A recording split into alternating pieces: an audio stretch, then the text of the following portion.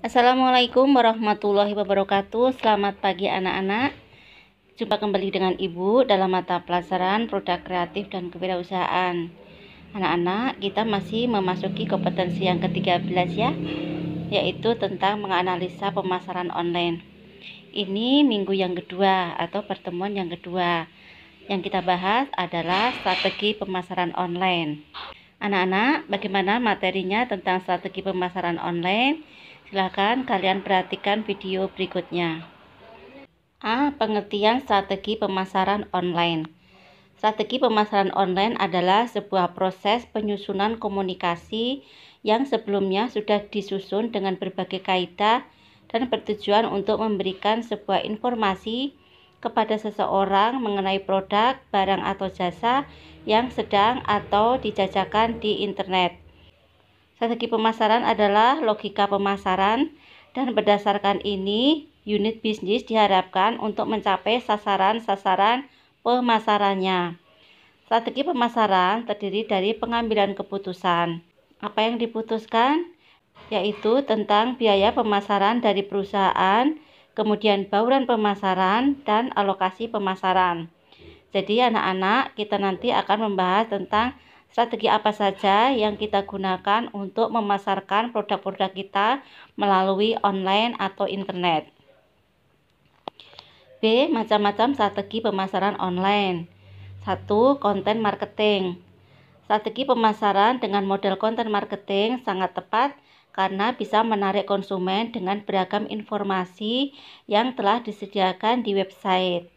Pelaku bisnis, informasi yang dibuat bisa berupa artikel atau teks, bisa berupa video, gambar, atau bahkan hasil riset tertentu. Kedua, bisa dengan mobile marketing, yaitu sebagai strategi pemasaran yang menyasar pada konsumen dengan menggunakan perangkat mobile seperti tablet, smartphone, atau HP, dan lain-lain. Kemudian yang ketiga adalah marketing. Continuous marketing atau pemasaran berkelanjutan menekankan pada aktivitas promosi di jejaring media sosial. Bisa melalui Facebook, bisa juga Twitter, bisa juga Instagram. Akun-akun ini sangat terkenal dan sering sekali digunakan oleh semua orang. 4. Integrated digital marketing. Semua komponen sumber daya digital digunakan secara maksimal. Artinya, semua cara untuk memperkuat efektivitas pemasaran melalui online dimanfaatkan sebaik-baiknya. Makanya dibutuhkan orang-orang yang mengetahui seluk-beluk dunia digital, termasuk juga dunia marketing. Maksudnya adalah berbagai macam fasilitas-fasilitas di dalam internet yang bisa digunakan untuk memasarkan online, maka kita gunakan secara maksimal semuanya ya. Nah, itu namanya integrated digital marketing. Sehingga dibutuhkan orang-orang yang ahli di bidang internet maupun di bidang marketing. Karena itu sangat berpengaruh sekali dalam menampilkan produk-produk kita untuk dipasarkan melalui online. 5. Personalized marketing. Strategi pemasaran jenis ini lebih mengedepankan konsumen secara personal. Oleh sebab itu disebut juga sebagai one-to-one marketing. Strategi pemasaran ini menganggap bahwa setiap konsumen itu unik. Jadi tergantung dari mana masing-masing user, dari mulai perbedaan lokasi, hobi, minat, umur, gender, dan lain-lain. C. Strategi untuk mengembangkan pemasaran online. A. Untuk mengetahui pasar atau konsumen, yaitu yang harus kita perhatikan adalah siapa yang paling tertarik pada produk kita. Kemudian apakah pria atau wanita, itu di usia kelompok berapa, kemudian ada kepentingan pelanggan atau tidak, apakah situasi memungkinkan keuangan mereka. Jadi anak-anak, kita dalam memasarkan produk-produk itu harus mengetahui kebutuhan konsumen. Maka tujuan kita adalah untuk siapa produk ini kita sampaikan atau kita sajikan. Untuk priakah atau untuk wanitakah. Kemudian dilihat dari usia anak-anak, usia dewasa, ataukah untuk orang tua. Kemudian ini berkepentingan dengan pelanggan atau tidak. Misalkan berhubungan dengan event-event tertentu atau tidak yang membutuhkan produk-produk kita. Kemudian kita juga harus melihat keuangan mereka sehingga kita bisa memberikan harga-harga yang tidak begitu mahal atau yang bisa terjangkau oleh para konsumen. B. Menetapkan tujuan. Kita mempunyai tujuan dalam memasarkan produk-produk kita melalui online, yaitu apakah untuk meningkatkan kesadaran bahwa kita harus mempromosikan barang-barang kita ke online agar orang lebih tertarik dengan produk-produk kita tanpa harus datang bertatap muka atau datang langsung ke perusahaan kita. Kemudian, apakah tujuan kita itu untuk meningkatkan pendapatan dari produk-produk kita yang sudah kita hasilkan dan kemudian dipasarkan melalui online. C. Menetapkan anggaran atau kapital. Setelah kita mengetahui target pasar, kemudian kita harus merencanakan anggaran yang sesuai, yaitu kira-kira kita membuat anggaran itu besar apa kecil tergantung dari produk-produk kita yang kita hasilkan dan akan kita pasarkan. D. Merek sendiri. Tentukan sendiri merek produk Anda yang terpisah dari kompetisi. Jika ada perusahaan lain online dengan nama yang mirip, pertimbangkan untuk mengubah nama Anda ke salah satu yang tidak akan mudah bingung dengan produk lain. Artinya, kalau misalkan ada perusahaan lain yang memproduksi barang-barang yang hampir sama dengan kita, maka kita harus waspada dan rubahlah itu dengan nama-nama yang lain, tetapi jangan sampai membingungkan para konsumen dalam mencari produk-produk kita. E. Mengembangkan relasi. Komunikasi dengan konsumen yang terus berjalan menimbulkan kedekatan. Kedekatan yang dibangun secara tidak langsung akan menimbulkan kepercayaan, sehingga orang tidak takut untuk membeli barang secara online. Maksudnya adalah kita mengakrabkan diri dengan konsumen. Setiap konsumen memberikan pertanyaan, kita jawab.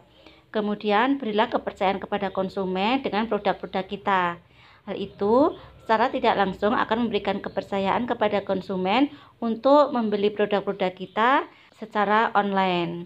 Menurut Amor, pada tahun 2002 ada beberapa strategi pemasaran dengan internet yang harus diikuti aturan-aturannya, yaitu brand atau merek. Web adalah merek terpenting perusahaan, ya. Jadi melalui web kita akan menampilkan profil-profil perusahaan kita maupun produk-produk yang kita hasilkan. Change atau perubahan, kita harus mewaspadai bahwa setiap saat aturan dalam web selalu berubah. Jadi jangan sampai kita ketinggalan perubahan-perubahan yang harus kita lakukan di dalam web tersebut. Karena para konsumen juga membutuhkan perubahan-perubahan tersebut untuk menuju ke yang lebih baik lagi. C. Consistence atau keringkasan. Kita harus mempertahankan halaman yang singkat dan untuk menyebarkan informasi. Jadi berikanlah informasi kepada masyarakat atau konsumen yang sesingkat-singkatnya tetapi jelas untuk dipahami. Konten atau isi. Isi adalah raja. Jangan membuat bosan pelanggan.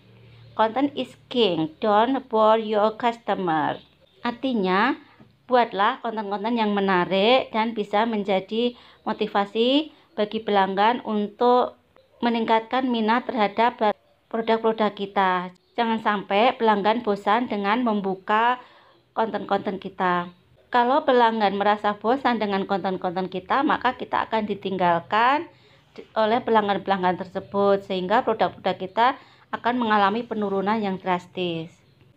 E. Dynamic sites atau situs dinamis, yaitu ciptaan situs yang dinamis yang menggunakan teknologi baru untuk mengadaptasi informasi berbasis profil pengguna. Jadi ini adalah gunakanlah situs-situs yang dinamis, artinya yang terus berkesinambungan dengan menggunakan teknologi yang baru.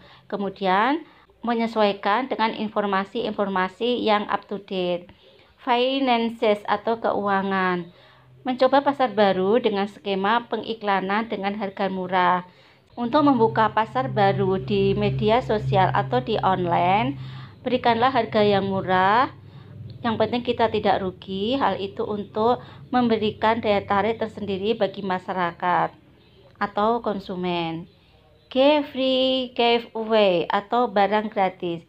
Ciptakan penawaran barang gratis untuk pelanggan setia. Jadi, untuk pelanggan yang sering berlangganan atau membeli produk-produk kita, berikanlah penawaran-penawaran yang gratis.